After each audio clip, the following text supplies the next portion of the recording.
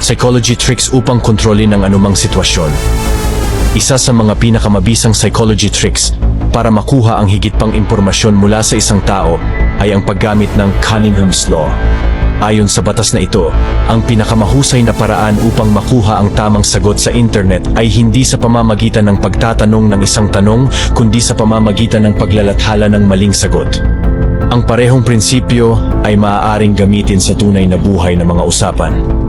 Kung nais mong makakuha ng isang kapanapanabik at matalinong sagot mula sa isang tao, huwag mo silang tanungin ng diretsahang tanong. Sa halip, tanungin sila ng isang kabobohan o bigyan sila ng maling sagot. Ito ay magpapalusaw sa kanilang pagnanais na ituwid ka at ipakita ang kanilang kaalaman.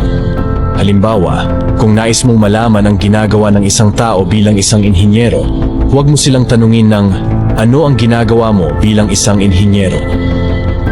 Ito ay napakasimpleng tanong at maaaring nakakabagot.